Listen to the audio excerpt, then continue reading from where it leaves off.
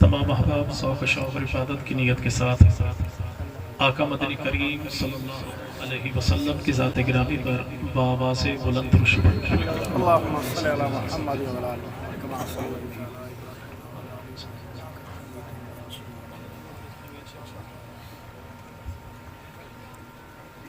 الحمدللہ رب العالمین الرحمن الرحیم الذی قال فی کتابہ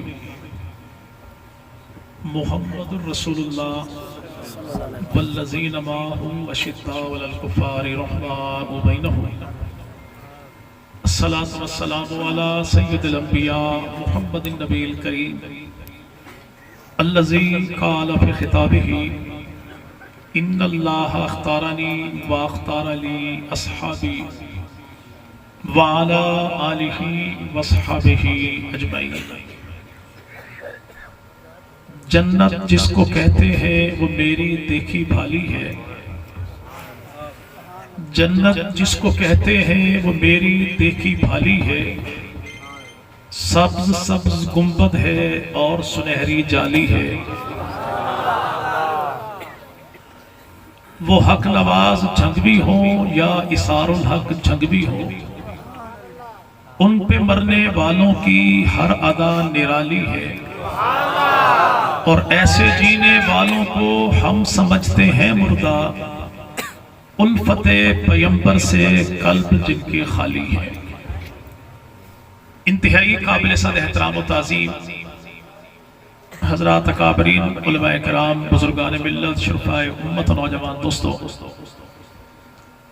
15 منٹ کی حاضری اور آپ حضرات کی بھرپور توجہ کا طالب، ایک شہید کی روح سے عہد وفا کرتے ہوئے آپ اور میں یہاں پر جمع ہیں، کائنات کے عظیم پیغمبر کے اس عظیم انقلاب کی ثمرات کو خراج تحسین پیش کرنے کے لیے جو 23 سال میں دن رات رسول خدا نے اپنی جان جوکھوں میں ڈال کے دنیا میں برپا کیا۔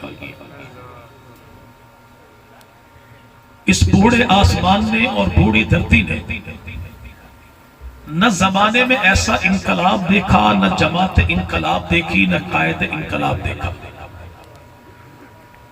اس انقلاب کی ہلکی سی تصویر قرآن مقدس نے بڑے ہی اہتمام کے ساتھ بیان کی۔ اللہ قرآن میں ارشاد فرماتے ہیں کہ اللہ وہ ذات برحق ہے جس نے اپنا دین برحق اپنے محبوب پیغمبر کو دیا تاکہ دنیا بھر کی باطل ادیان اور شریعتوں پر اس دین کو غالب کر دے۔ تو اللہ نے دین دیا کیوں؟ غالب کرنے کے لیے، یعنی دین دنیا میں آیا تو غالب ہونے کے لیے آیا ہے، مغلوب ہونے نہیں آیا۔ تو رب تعالیٰ نے اس منظر کو واضح کر دیا کہ دین غالب کیوں ہونے آیا، اس لیے کہ دین میں تقوی ہے، دین میں تقیہ نہیں ہے۔ اگر تقیہ ہوتا تو دین نہ ہوتا، دین ہے تو تقیہ۔ کائنات کے سب سے بڑے رسول کا سب سے بڑا انقلاب جو اس دنیا میں آیا، اس دور میں آیا جب کہنے والوں نے تان کیا، یہ محبوب پیغمبر جس کے صحابہ کے پاس تن ڈھانپنے کو کپڑا کوئی نہیں، لڑنے کو تلواریں کوئی نہیں، کھانے کو کھجوریں کوئی نہیں، چج کی چوٹیاں کوئی نہیں، سواری کے جانور کوئی نہیں، آئے ہیں انقلاب برپا کرنے کے لیے۔ کیسے کریں گے؟ تو قرآن نے کہا کہ اس کے لیے اللہ بھی کافی ہے، اللہ کا رسول بھی کافی ہے، رسول اللہ کے یار بھی کافی ہے۔ اور یہ یار کون ہے؟ جو بدر میں 313 لڑے 1000 کے ساتھ، احد میں 750 لڑے 3000 کے ساتھ، جنگ موتا میں 3000 لڑے 2 لاکھ کے ساتھ، جنگ یرموک میں تھے 60 لڑے 60,000 کے ساتھ، جنگ جنسرین میں 10 تھے لڑے 10,000 کے ساتھ۔ تھوڑا تناسب نکالیے، مقابلہ 1 اور 3 کا صحابہ تب بھی ڈٹے ہوئے، مقابلہ 1 اور 4 کا صحابہ تب بھی ڈٹے ہوئے، مقابلہ 1 اور 70 کا صحابہ تب بھی ڈٹے ہوئے، مقابلہ 1 اور 1000 کا صحابہ تب بھی ڈٹے ہوئے۔ کون تھے یہ لوگ؟ یہ وہ نہیں تھے جو آسمان سے پکی پکائی اتر کر کھانے والے، لیکن اپنے پیغمبر سے کہہ دے تو جانے تیرا خدا جانے تھے کون؟ پیڑ پر پتھر تھا تب بھی کہہ دیا آمنہ کے لال حکم جو ہوگا تو آگ میں جا پڑے۔ اسی رسول خدا کے یاروں کو اللہ کے نبی نے ایک دن اپنا اور خواب کیا سنایا؟ سن 6 ہجری ذیقات کا مہینہ، اللہ کے نبی فجر کی نماز، مدینہ کی مسجد، رسول خدا کا خواب۔ میرے یارو، میں نے دیکھا کہ میں بیت اللہ کا طواف کر رہا ہوں، اکیلا نہیں کر رہا، تمہارے ساتھ کر رہا ہوں۔ ساتھ کیوں بتایا؟ اس لیے کہ اللہ نے جو والذین معہ کا تاج بنایا ہے، سوتے میں بھی تم میرے ساتھ ہو، جاگتے میں بھی تم میرے ساتھ۔ جیسے خواب سنایا رسول خدا نے، تو اگلے ہی نماز کے ٹائم میں 1450 یار سامان سفر لے کر پیغمبر کے دروازے پر آ گئے۔ نبی پاک نے فرمایا میں نے تمہیں یہ تو نہیں کہا تھا کہ آج ہی جانا ہے؟ تو عرض کی یا رسول اللہ، نبوت کا خواب ہے، قائد کا خواب ہے، تو نظریاتی کارکن کہتے اسی کو ہے جو اپنے قائد کے خوابوں کی تعبیر بن جائے۔ اس کارکن کو کارکن نہیں کہتے۔ فیصلہ کب ہوگا، پالیسی کب آئے گی، میں وہ پتہ کوئی نہیں کیا ہوگا۔ بھائی قائد نے جو خواب دیکھا، مسجد حق نواز سے مختصر سے وجود والے نے، یہ آج کے ہمارے موجودہ قائد مولانا محمد احمد لدھیانوی صاحب نے یہ بات ڈھکی چکی۔ ایک بات تو پکی ٹھکی ہے کہ 22 جمادی الثانی کو شہنشاہ وفا ابو بکر صدیق کی مدح کا جلوس نکالے گے۔ پتہ ہے آپ کو بھائی؟ جی بھائی، اسلام آباد میں مولانا لدھیانوی صاحب نے اعلان کیا اگر یہ مشی اور مستی کا جلوس نہ رکے تو انشاءاللہ آنے والے سال میں 28 سفر ہجرت کا وہ دن ہے جب ابو بکر صدیق نے پوری کائنات سے رشتہ توڑ کے نبی کا ساتھ نبھایا۔ تو انشاءاللہ ہم تاجدار وفا ابو بکر صدیق کے نام کی مدح صحابہ ریلی نکالیں گے انشاءاللہ۔ جی بھائی، تو اس کے لیے مسجد کو پالیسی چاہیے۔ یکم محرم الحرام مدح فاروق اعظم کی ریلی، 18 ذی الحج عثمان غنی کے نام کی ریلی، پتہ ہے سب کو بھائی۔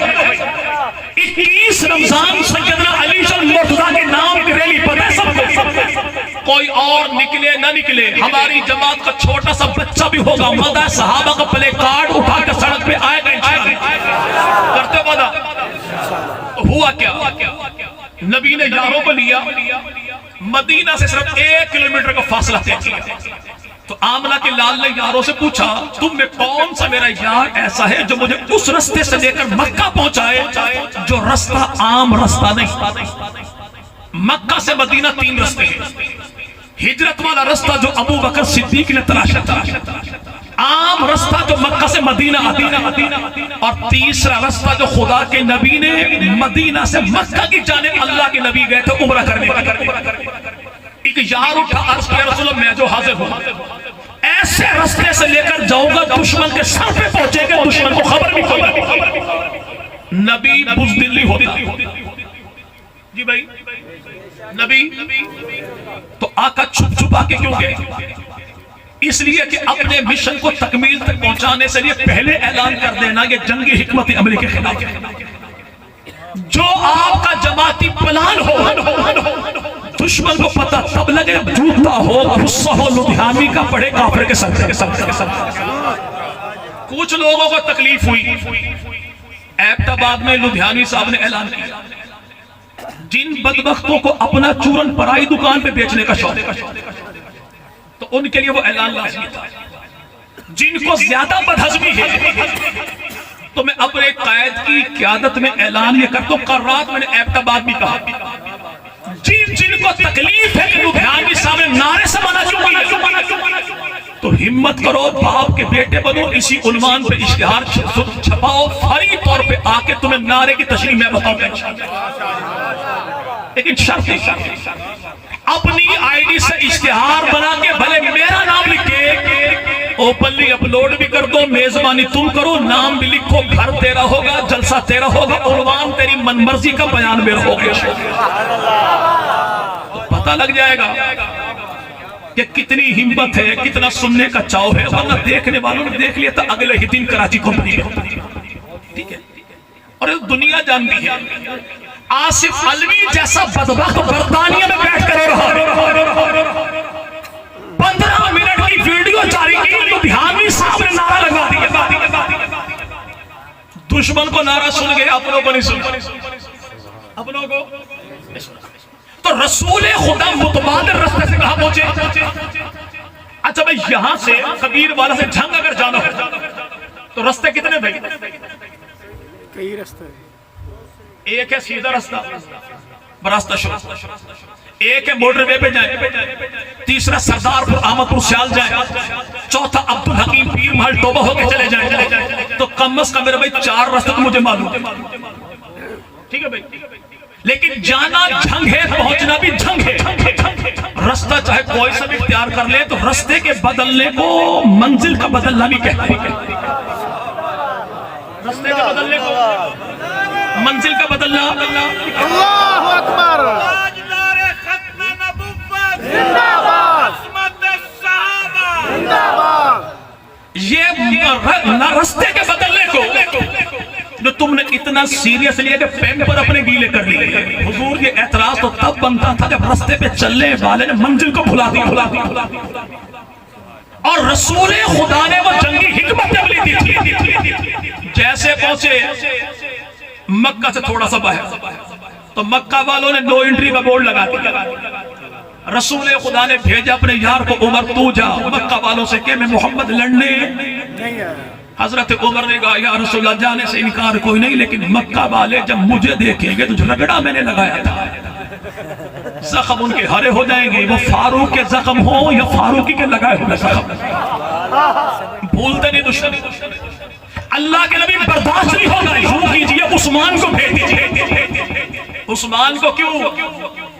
اللہ کے نبی بہت بڑا اعزاز ہے، نبی کا سفیر بن کر جانا ہے، لیکن میں یہ چاہتا ہوں ٹارگٹ حاصل ہو جائے. جو اللہ کے نبی نے خواب دیکھا خواب کی تعبیر بن جائے. تو فاروق اعظم نے اصول یہ دے دیا، عہدہ لینا، منصب لینا. نظریاتی کارکن کا یہ ہدف نہیں ہوتا، اس کا ہدف ایک ہی ہوتا ہے، عہدہ چاہے اسے ملے مجھے ملے کسی کو ملے، لیکن منزل تک پہنچنا چاہتا. اخلاص یہ ہے. بھائی یہاں کی سیٹ میں نہیں نکال سکتا، رحمانی صاحب نکال سکتے ہیں. تو اخلاص کیا ہے؟ اخلاص کیا ہے کہ مجھے چھوڑیے، سیٹ آپ ان کو دیجئے کیونکہ یہ ٹارگٹ کو حاصل کر سکتے ہیں. تو فاروق اعظم نے کیا بتایا؟ نظریاتی کارکن وہی ہوتا ہے جو عہدہ منصب نہ دیکھے، یہ دیکھے کہ ٹارگٹ حاصل ہو کیسے سکتا ہے. رسول خدا نے سفیر کیوں بھیجا؟ بات میں انشاءاللہ جیسے ٹائم پورا ہوگا یہ صاحب قمیض کھینچیں گے، موبائل کی گھنٹی بجے گی، میں یوں جاؤں گا جیسے پاکستان فوج کے آنے پہ جمہوری حکومت جاتی ہے. یہ کیوں بھیجا خدا کے رسول نے سفیر کو؟ جی بھائی نبی بزدل نہیں ہوتا، لیکن جب پوری سوسائٹی میں آپ کے خلاف میڈیا بار پھیلا دی جائے، دیوبندی ہو تو اینٹی اسٹیٹ، تو نبی پاک نے کیوں سفیر کو بھیجا؟ ہم لڑنے نہیں آئے، بیت اللہ کا طواف کرنے آئے. اگر آپ کے خلاف نعوذ باللہ ایسا پروپیگنڈا پھیلایا جائے تو اپنی امن پالیسی کو دشمن تک پہنچانا مثبت انداز کے ساتھ وہ محمد احمد رسول خدا پہنچائے تو تب بھی حکمت عملی ہے. محمد احمد لدھیانوی آج پہنچائے تو یہ بھی حکمت عملی ہے. نبی کرے تب بھی بزدلی کوئی نہیں. نبی کا کوئی امتی کرے تب بھی بزدلی. خیر بات مختصر یہ ہوا کہ مکہ کے سردار آگے، بڑے بڑے آگے، پریشر ڈالنے آگے. آنے والے جو آئے تو حبشیوں کا سردار بھی آ گیا. رسول خدا کو پتہ لگا تو اللہ کے نبی مدنی کریم نے کہا میرے صحابہ قربانی کے جانور کھڑے کر دو. تو حبشہ والے قربانی کے جانوروں کا بڑا احترام کرتے ہیں. ایسا احترام دیا خدا کے رسول نے. آیا نمائندہ بن کے ان کے تھا، جب واپس آیا تو اپنی محفل میں تعریف رسول خدا کی پلان کے کر رہا تھا. ایک سبق یہ بھی تو ہے نا، اگر کبھی ہم اپنے اسٹیج پر بلا لیں کسی اور کو، دیوبندی کو، بریلوی، اہل حدیث، کسی اور جماعت کو، تو اس کے سلوک ایسا ہونا چاہیے جا کے منصورہ میں بھی بیٹھے تو بات بھی فائدہ صحابہ.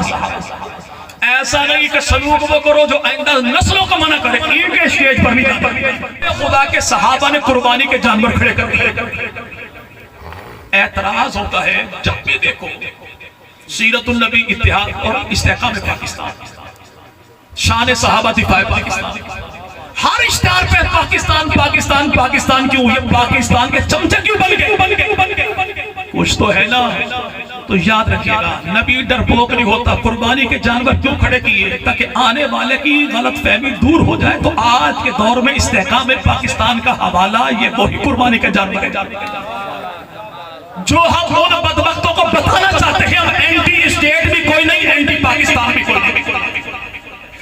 اسلام کے دائی ہیں پاکستان کے چلیں آخر آنے والے ایک صاحب اور آگئے عروہ بن مسعود ثقفی یہ جو آیا تو اپنے ہتھیار چمکا دیا جیسے رسول خدا نے دیکھا صحابہ نے کہا یا رسول اللہ دشمن آ رہا ہے بڑے ہتھیار لے کے تو اللہ کے نبی نے فرمایا تم بھی ایسا کرو اونٹوں پر جو ہتھیار چھپا کے رکھے ہیں 2-4 نکالو لگاؤ پوچا چھوچا اور ایسا کرو اونچا لمبا قد والا کوئی صحابی بھی لے اونچا لمبا قد تھا گوری رنگت تھی سنہرے بال تھے نام ہے مغیرہ بن شعبہ پکڑی ہے تلوار پیغمبر کے پیچھے کھڑا ہو گیا نبی کا پروٹوکول آفیسر بن گیا اسی موقع پر جب دشمن نے آیا تو دشمن نے کہا اللہ کے نبی محبوب پیغمبر یہ آپ کے صحابہ ہماری فوج کو دیکھ کے آپ کے یار بھاگ جائے اللہ کے نبی چپ رہے پھر کہا چپ رہے پھر کہا چپ رہے جب کہا تو نبی کے پہلو میں بیٹھا نبی کا یار اٹھا اور ایک ہی جملہ کہا او لات و منات کے غلیظ چیتڑوں کو چوسنے والے ناپاک مشرک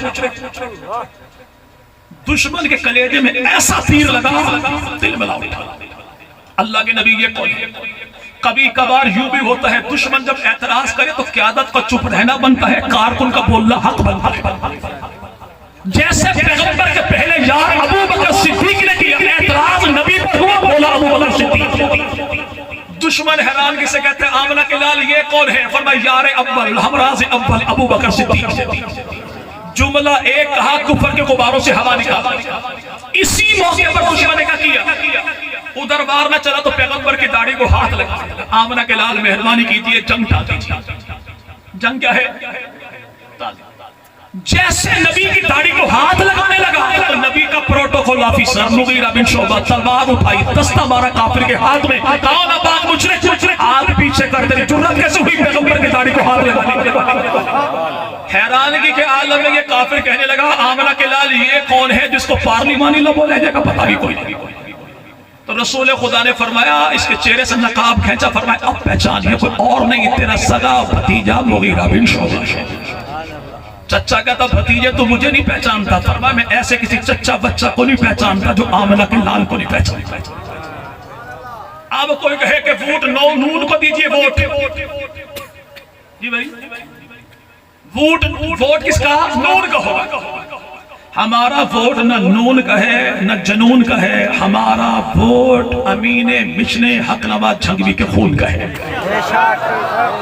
جو مسلح کا وارث ہوگا ہمارا ووٹ بھی اسی کے لیے نوٹ بھی اسی کے لیے سپورٹ بھی باقی پیغمبر کے صحابی نے کہا چچا بچہ کو نہیں پہچانتا کیوں نبی کی ذات کو نہیں پہچانتا بڑے مقدس لبادے میں آئے بڑی نسبتوں کے حامل بن کر آئے لیکن جو نظریے کے ساتھ نہیں ہے ہمارا اس کا ساتھ نہیں ہے ہمارا اس کا ساتھ چلے آخری بات ملے گا کیا اسی موقع پر اللہ نے کہا محبوب صحابہ جو پریشان ہوئے نا کہ بیت اللہ کا طواف نہیں ہو رہا تو رب نے قرآنی آیات اتاری محبوب پیغمبر اپنے صحابہ سے کہو مجھے نہ تھی سمجھتے بھائی مجھے دل چھوٹا نہ کرو میں رب کہتا ہوں اللہ تمہیں فتح مبین عطا فرمائے گا تو کافروں نے کہا یہ فتح مبین کہاں سے آگئی مکہ میں کوئی داخل نہیں ہونے دیتا لڑنے کی تلواریں کوئی نہیں فتح مبین کہاں سے کچھ تو نہیں ان کے پاس ایسے آج کے دور میں یاروں نے کہا ہے تمہارے پاس کیا ایک تمہارا وہ ایم پی اے ہے جو سیاسی لحاظ سے فیڈر پینے کی عمر میں ہم کہتے ہیں حضور وہاں بھی اسباب کوئی نہ تھے یہاں بھی اسباب کوئی نہیں وہاں بھی فتح مبین تھی یہاں بھی فتح مبین تھی کیسے ہے اسمبلی پنجاب کی ہے بولتی ختیجہ عمر ہے لیکن زبان حق نواز کی ہے کہ پیغمبر کے صحابہ کا دفاع ہونا چاہیے اسمبلی کے پی کی ہے بولتا والا ہے نام اس کا سردار یوسف گجر ہے لیکن الفاظ وہی حق نواز والے نبی کے صحابہ کا دفاع ہونا چاہیے اسمبلی میرے بھائی کشمیر کی ہے بولنے والا سردار عتیق الرحمان ہے لیکن آواز وہی اور یقین مانیے عتیق الرحمان خان کی تقریر سن لیجئے تحریر کر لیجئے پھر کسی سے پوچھئے الفاظ ہیں کس کے وہ یہ نہیں کہیں گے عتیق الرحمان کے وہ کہیں گے مولوی مسعود الرحمان یہاں پہ کراچی اسمبلی ایم پی اے میرے بھائی تحریک لبیک کا الفاظ کس کے پاکستان کی اسمبلی پاکستان کی سینٹ بلوچستان کی اسمبلی ہر جگہ پر نبی کے صحابہ کے دفاع کا بل پیش کی ہوتا ہے آپ نے تو کہہ دیا فتح مبین تمہارے لیے وہاں پہ اسباب نہیں تھے، یہاں پہ بھی اسباب نہیں، وہاں بھی ایک چیز ہے، یہاں بھی ایک چیز چاہیے۔ وہاں بھی رب نے کہا مرکز کے ساتھ جڑے رہو کامیابی تمہاری، یہاں بھی کہا جاتا ہے مرکز کے ساتھ جڑے رہو کامیابی تمہاری۔ مرکز کے ساتھ جڑنے میں قیمت کیا ہے؟ کل چلے جانا پل باگڑ، کسی ریڑی والے سے پوچھنا صحیح کیلے کیا ریٹ ہے، جواب ملے گا 100 روپے درجن۔ یہ جو ٹوٹا ٹوٹا ساتھ پڑے ہیں ایک ایک کیلا، جواب ملے گا 60 روپے درجن۔ یہ لنگر والے 100 روپے درجن، یہ کچھ سستے کر لیں، نہیں آپ یہ 40 روپے لے لیں۔ 40 والا ٹوٹا بکیلا سائز میں لمبا بھی ہے، موٹا بھی ہے، اچھا بھی ہے، چتری والا بھی، لیکن یہ چھوٹا بھی ہے، گلا ہوا بھی ہے، کچھ نرم بھی ہے اس میں دانے، یہ پھر بھی 100 روپے۔ بندہ پوچھے ریڑی والے سے یہ 100 کیوں، یہ 60 کیوں، جواب ایک ہی ملتا ہے، یہ جڑے ہوئے ہیں، یہ ٹوٹے ہوئے ہیں۔ اتنا سا پیغام ہے اس کا۔